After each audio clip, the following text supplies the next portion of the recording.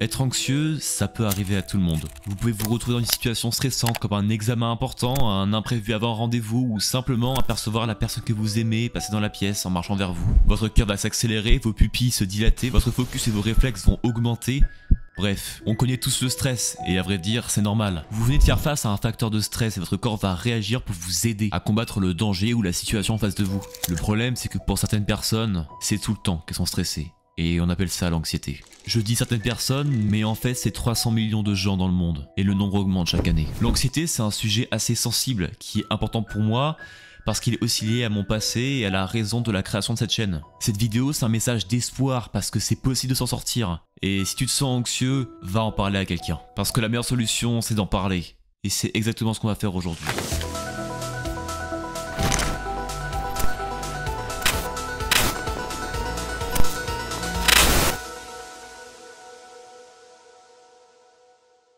Le stress sur le court terme dure entre quelques minutes et quelques heures dans une situation très spécifique. Et en soi, il n'y a aucun problème. C'est grâce à ça que notre espèce a pu survivre au danger et que d'ailleurs tous les animaux survivent. Parce que le stress, c'est simplement le corps qui va réagir face à une situation dangereuse où il est inquiet. Mais l'anxiété, c'est pas quelques minutes par jour. C'est plusieurs heures pendant des mois et des semaines. On voit le danger absolument partout, on n'arrive pas à se détendre et à faire comprendre à notre corps qu'il n'y a aucun problème. Honnêtement, c'est invivable, mais c'est même pas ça le pire. C'est les crises. Ton cœur accélère, c'est difficile de respirer, tu vois flou, c'est comme si le monde s'effondrait autour de toi et le pire c'est d'entendre cette voix au fond de ta tête qui te dit que tu vas pas y arriver. C'est ça le vrai problème. En tout cas, c'est elle. Cette partie de moi qui avait peur, mais c'était pas moi. Au fond, j'avais envie d'accomplir mes rêves, mais c'est comme si elle me disait que je pouvais jamais y arriver, alors que j'avais même pas commencé à essayer. Je cogitais beaucoup trop pour pas grand chose, alors qu'il fallait juste que je me calme et que je prenne du recul, mais c'était impossible, car j'arrivais juste pas à comprendre le problème. Jusqu'à ce que je découvre l'histoire de Céleste. Céleste, c'est l'histoire de Madeline, une jeune fille qui décide de gravir une montagne toute seule pour, à vrai dire, pas vraiment trop de raisons au début de l'histoire. Tout se passe bien, elle commence son aventure, jusqu'à ce qu'elle croise une vieille dame. Elle va nous dire que la montagne est un endroit étrange, et qu'il y a des choses qu'on n'est peut-être pas prêt à voir en face. Bref, on continue notre route, on rencontre même un voyageur, Théo, et puis... on s'endort.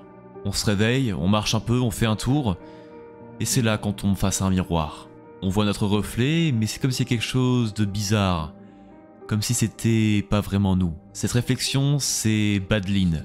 L'anxiété de Madeline. Elle va nous dire que c'est stupide, qu'on n'y arrivera jamais, que c'est pas possible parce qu'on n'est pas spécial et qu'on ferait mieux d'abandonner. Que dans tous les cas, on va échouer, alors pourquoi se donner autant de mal? De toute façon, on n'est pas fait pour ça. Au fond, si je dois vraiment décrire l'anxiété, c'est comme faire face à soi-même. C'est comme Madeline qui doit faire face à Madeline, cette part d'elle qui ne croit pas qu'elle peut réussir à grimper cette montagne. Mais la vérité, c'est que Madeline, elle a juste peur. Elle a peur de l'avenir et de prendre des risques. Elle a juste peur de vivre. Cette partie-là, au fond de nous, tout le monde l'a. Pour certains, on l'entend de temps en temps. Pour d'autres, c'est comme si elle était toujours présente. Et c'est normal d'avoir peur d'échouer, tous les humains ressentent ça. On sait très bien que dans la vie, il n'y aura pas aucune difficulté. Et si c'est la première épreuve, on n'essaye même pas de se battre pour y arriver, car on a peur de pas réussir, on a déjà échoué. Mais c'est pas nous qui avons peur, c'est juste cette partie de nous qui n'y croit pas, et elle demande juste une chose, c'est être rassurée. Parce que l'anxiété, ça arrive pas comme ça, sans aucune raison, il y a toujours une histoire derrière et des traumas. On peut penser en me voyant dans mes vidéos, dans la vraie vie, que je suis quelqu'un qui est confiant naturellement, et que je suis ce gars qui a aucun problème avec lui-même, mais la vérité c'est que derrière moi, et ce que je suis devenu aujourd'hui, il y a des milliers de moments où j'étais anxieux à cause de cette voix au fond de ma tête. À vrai dire, j'aime pas trop en parler parce que je sais qu'il y a toujours pire que ce que j'ai vécu. Mais ça aussi c'était une excuse pour oublier mes problèmes. Je passais mon temps à fuir parce que arrêter de la nier c'était avouer qu'elle existait. Et ça se trouve, tu penses aussi que ta souffrance vaut pas la peine qu'on s'en occupe parce que d'autres souffrent plus que toi. Mais si on est honnête, on n'a pas le droit de se dire ça. Parce que ça arrange rien, ça cache ta douleur, mais au fond, elle reste toujours là. Alors je vais en parler. Même si c'est difficile.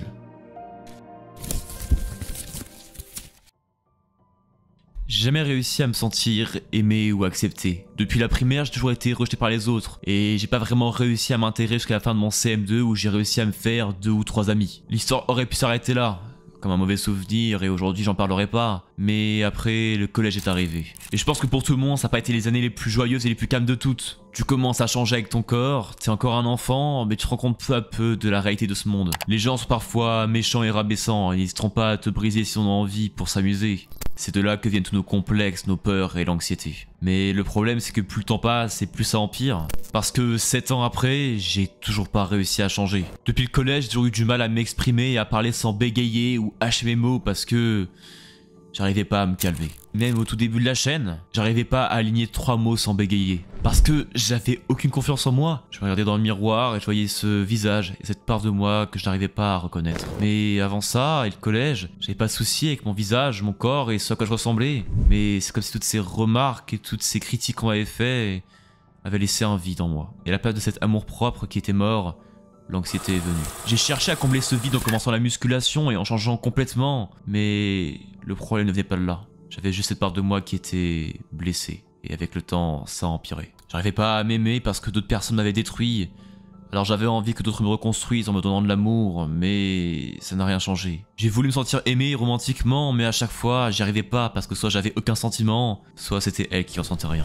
Mais le problème n'était pas simplement en amour, mais aussi en amitié. Il y a un peu plus d'un an, j'étais dans la phase la plus stressante de ma vie. D'abord socialement, car j'étais dans un groupe de potes où j'avais pas réussi à m'intégrer parce que j'avais juste peur de comment ils me voyaient. Et en soi, c'est pas vraiment de leur faute, c'est juste mes traumas qui m'empêchaient d'être naturel et d'avancer, d'arriver à m'accepter. Et même si c'était pas facile de rester avec des gens avec qui je me sentais mal, je voulais pas être seul avec moi-même. J'en étais arrivé à un stade durant ce mois de novembre où soit j'arrivais à vaincre l'anxiété, soit c'était elle qui me tuait. Alors j'ai enduré. J'ai enduré pendant plusieurs mois et je me suis retrouvé encore face à ce miroir pour essayer de comprendre ce qui n'allait pas chez moi. Je me suis regardé, je me suis rendu compte qu'intérieurement, c'était pas moi qui souffrais, mais cette voix au fond de mon âme qui avait peur. Et elle voulait juste une chose, c'est qu'on la rassure. Mais ça, j'arrivais pas à le comprendre. J'avais juste la haine. La haine contre elle, alors que tout ce qu'elle demandait, c'était juste de l'amour. Mais je lui en donnais aucun. Celui des autres, c'était pas ça qu'elle voulait. Ce qu'elle voulait, c'était mon amour. C'est pas vraiment elle qui me détruisait, mais moi qui ne faisais que d'enfoncer encore plus profondément cette lame dans les blessures que les autres m'avaient laissées. Et je continuais sans cesse. Je détestais le fait de sentir mal. Je détestais mes complexes et ces traumas. Je voulais qu'ils disparaissent. Mais la vérité, c'est que c'est impossible. Alors une fois, je me suis posé la question, pourquoi je ressens ça? Et la réponse était... je sais pas. J'en avais aucune idée parce que j'avais pris le temps d'essayer de comprendre mes sentiments. Pourtant, c'est tout ce que j'avais à faire et c'était la seule solution. Alors j'en ai parlé un jour avec une fille et elle m'a dit de mettre des mots sur des mots. Alors j'ai commencé à écrire. La poésie, ça m'a beaucoup aidé à comprendre mes émotions. Ça fait du bien sur le moment, mais le problème d'un poème, c'est que ça change rien. On affiche la douleur en face de nous, on lui donne une forme, mais elle reste là. Alors un jour, je me suis demandé, face à ce carnet, pourquoi je me sens anxieux. Au début, j'arrivais pas à écrire, et je me suis dit que c'était stupide. Mais en fait, c'était juste difficile. Car c'était la première fois que j'essayais de ne pas détruire cette partie de moi, mais de la comprendre. J'étais là avec mon stylo à la main, et comme un mot amène à un autre, j'ai écrit les premières lignes. C'était simple. J'arrive pas à m'accepter. Cette phrase a fait autre chose que donner simplement une forme à ma souffrance. Ça lui a donné une raison. C'était pas mon trauma qui me faisait mal, mais moi-même, qui n'arrivais pas à être plus fort que lui. Mais la vérité, c'est que, au fond, nous, on est tous plus forts que nos traumas. Certes, c'est pas simple, mais on n'a pas d'autre choix. Si je parlais à toi qui regarde cette vidéo et qui actuellement cherche de l'aide, sache que t'es pas seul. On a une histoire différente, pas les mêmes traumatismes, mais c'est la même douleur. Si t'es venu ici en pensant que j'allais donner un moyen, une technique rapide et facile de faire disparaître l'anxiété en 2 semaines, malheureusement, je peux rien faire. Parce que je vais pas te mentir. J'ai vécu ça, et j'ai pas le droit de te cacher la vérité comme les autres youtubeurs l'ont fait avec moi, parce que ça a pas aidé. La vérité qui fait mal à entendre, c'est que ça va prendre des années. Mais par contre, ce qui est vrai, c'est qu'il y a de l'espoir. Il y a une part de nous qui est brisée et qui a peur. C'est elle qui s'est fait détruire par les autres et qui a besoin de guérir. C'est elle qui a besoin de parler à quelqu'un. Et malheureusement, elle n'a que toi. Si tu veux réussir à faire la paix avec toi-même et tes traumas, il faut que tu ailles lui parler. À un moment de l'histoire, Madeline arrive quasiment au sommet du Mont Céleste. Elle a une discussion avec Théo où elle se confie sur sa dépression, son anxiété, mais surtout le fait qu'elle soit toute seule et qu'elle en parle à personne. Elle avoue qu'elle veut détruire cette part d'elle, qu'elle la déteste parce que Madeline la contrôle en voulant la protéger, mais ça fait qu'empirer les choses. C'est à cause d'elle qu'elle est en dépression, comme au fond de l'océan à chercher quelque chose ou de la lumière. Cette lumière, c'était cette montagne, cet objectif qu'elle s'est donné. Et bientôt, elle va réussir à l'atteindre pour se prouver à elle-même qu'elle peut le faire. Et d'ailleurs, elle va le faire. Demain, elle va atteindre le sommet. Sauf que ça va pas se passer comme prévu.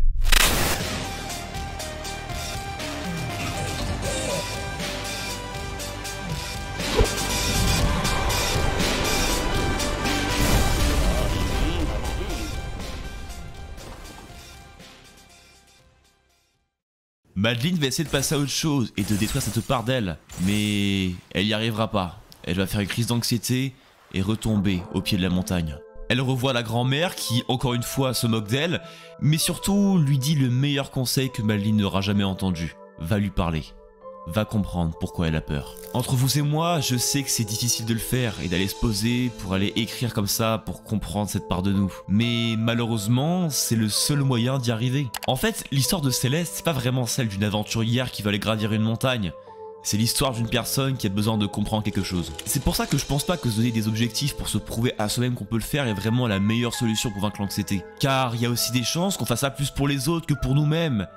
Mais c'est pas ça ce qu'on veut. Parce que la vraie réussite se trouve pas au sommet de cette montagne, mais au fond de nous-mêmes. Et ça, faut que tu le comprennes.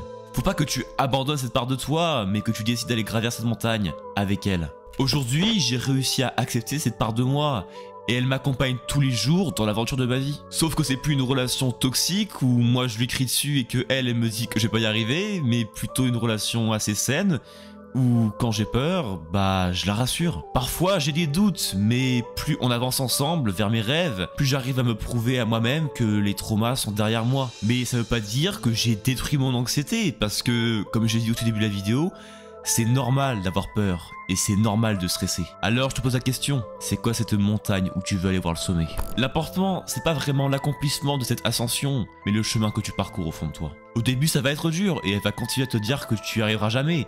Mais là, t'as qu'une chose à faire, c'est d'arrêter de l'écouter et d'aller lui parler. Je sais que c'est dur parce que moi aussi je l'ai fait. La vérité, c'est que depuis que j'ai peur du regard des autres, j'ai essayé de me conformer. Mais c'était pas ça ce que j'avais besoin. Fallait que je m'affirme. Au lieu de continuer à stresser et à penser que j'étais pas naturel, fallait juste que je le sois, simplement. Alors je l'ai fait. J'ai arrêté de vivre en pensant à mon passé que j'avais vécu au collège et j'ai vaincu mon anxiété sociale. Honnêtement, je prétends pas tout savoir et je sais que tous les deux, on a une situation et une histoire différentes. Mais qu'importe tes traumas, retiens juste une chose, c'est pas eux qui définissent la personne que t'es aujourd'hui et que tu seras demain. C'est juste une part de toi qu'il va falloir aller affronter. Peut-être que pour toi le chemin sera plus long, mais ce qui est sûr, c'est qu'il est pas infini. Tu vas y arriver un jour ou l'autre à vaincre l'anxiété. Et arrête d'écouter cette voix au fond de ta tête qui est en train de te dire que c'est faux, parce que c'est vrai. Je sais que tu vas y arriver parce que je suis pas quelqu'un de si spécial que ce qu'on pourrait penser. J'ai pas réussi du jour au lendemain et parfois je ressens un peu d'anxiété, parce que c'est normal. Mais au bout d'un an de parcours, je me rends compte que même si c'était dur, à force de discuter avec cette part de moi et de la comprendre, j'avançais peu à peu. J'étais au fond de l'océan comme Madeline, et aujourd'hui, j'ai atteint la surface. Et crois-moi, tu vas le faire aussi. Alors va lui parler à cette part de toi qui a besoin d'aide. Et partez ensemble vaincre l'anxiété.